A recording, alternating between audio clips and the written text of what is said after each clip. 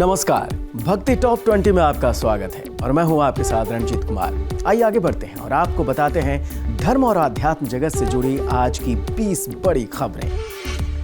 श्री चामुंडा शिव मंदिर के अगले वर्ष से श्रद्धालुओं को नए रंग रूप में दर्शन होंगे। इसके लिए बाकायदा मंदिर प्रशासन ने ठेकेदार को फरवरी 2022 तक मंदिर के पुनर्निर्माण कार्य को अमलीजामा पहनाने के लिए निर्देश दिए हैं। 27 नवंबर से वृंदावन में आनंद लीजिए श्रीमद् भागवत प्रथम स्कंद का। 1 दिसंबर तक चलने वाली कथा में पूज्य श्री कौशिक जी महाराज लोगों की धार्मिक चेतना को जगाने का करेंगे प्रयास। आप सुबह 9:30 बजे से सत्संग चैनल पर कथा का प्रसारण देख सकते हैं। 11 दिसंबर से सनातन धर्मभूषण श्री राज राजेश्वर गुरु जी के आशीर्वाद से इंटरनेशनल सिद्धाश्रम शक्तिपीठ वागलधारा के तत्वावधान में पातलेश्वर शिव मंदिर चिखली गुजरात में आरंभ होगी श्री हनुमान कथा। 15 दिसंबर तक चलने वाली कथा में पूज्या क्षमा देवी लोगों को धर्म के मार्ग पर अग्रसर करने का करेंगी प्रयास। आप दोपहर 4 बजे से सत्संग चैनल पर कथा का प्रसारण देख सकते हैं। मिस्र की राजधानी काहिरा में 4500 साल पुराना सूर्य मंदिर मिला है। पुरातत्वविदों के अनुसार ये अब तक की सबसे बड़ी खोज है। माना जाता है कि ये 6 सूर्य मंदिरों में से एक है। राउरकेला के पानपोश रोड स्थित तारणी माता मंदिर के प्रसाद को एक नई पहचान मिली है। प्रसाद की तैयारी में पारदर्शिता और शुद्धता के लिए भारत सरकार के खाद्य सुरक्षा और मानक प्राधिकरण विभाग द्वारा भोग प्रमाण पत्र दिया गया है। 28 नवंबर से भावनगर गुजरात में आरंभ होगी श्रीमद् भागवत कथा। 4 दिसंबर तक चलने वाली कथा में पूज्य भाई श्री लोगों को भागवत के श्लोकों में निहित रहस्यों से कराएंगे अवगत। 28 नवंबर से अहमदाबाद गुजरात में आरंभ होगा गौ कृपा कथा महोत्सव। 4 दिसंबर तक चलने वाली कथा में पूज्य गौ भैरव उपासक संत श्री लोगों को गौ माता की महिमा से कराएंगे अवगत। काशी की भव्यता अब खुलकर श्रद्धालुओं के सामने आ चुकी है। बाबा विश्वनाथ का दरबार जल्द ही वैश्विक स्तर पर अपने अलग स्वरूप में नजर आएगा। श्री काशी विश्वनाथ धाम का लोकार्पण प्रधानमंत्री नरेंद्र मोदी करेंगे। निर्माणाधीन राम मंदिर की डिजाइन में बदलाव किया गया है। अब इसमें 17 की जगह 30 ब्लॉक ड्राफ्ट बनाए जाएंगे ताकि मंदिर को और मजबूती प्रदान की जा सके। मां पूर्णागिरि धाम में माता का धुनी स्थल बनाया जाएगा।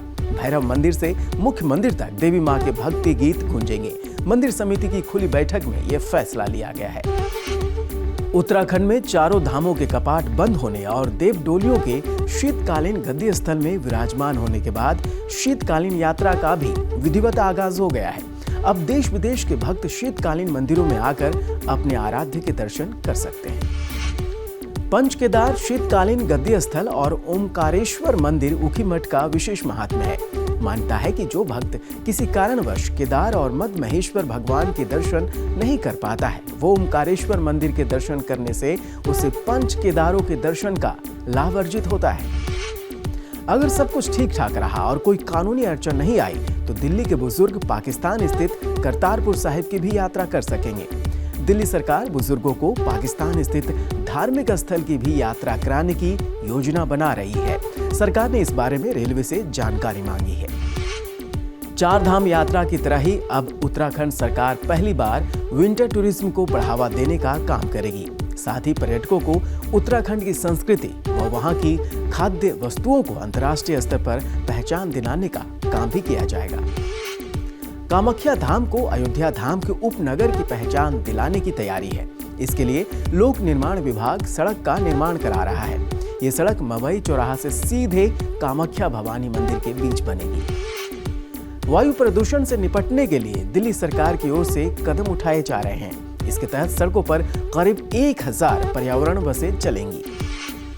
30 नवंबर से जोधपुर राजस्थान में आरंभ होगी श्री राम कथा।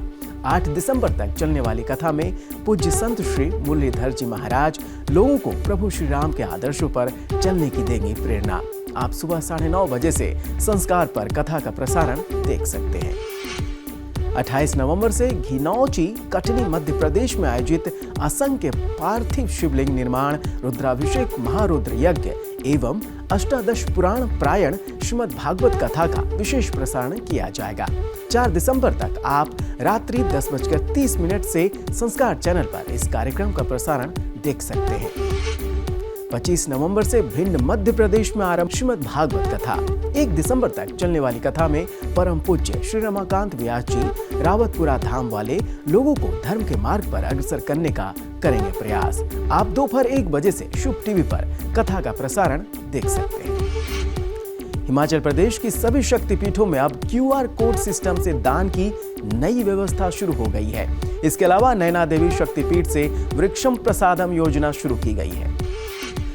तो ये थी धर्म और आध्यात्म से जुड़ी खबरें। लेटेस्ट अपडेट को जानने के लिए आप हमें फेसबुक पर लाइक कर सकते हैं, ट्विटर पर फॉलो कर सकते हैं और यूट्यूब पर सब्सक्राइब कर सकते हैं। इसके साथ साथ अगर आपके आसपास कोई धार्मिक गतिविधि या कोई कार्यक्रम हो रहा है तो आप इसकी जानकारी हमें info@sanskargroup.in पर दे सकते हैं। उन खबरों को हम दिखाएंगे भक्ति टॉप 20 में। फिलहाल इतना ही। नमस्कार।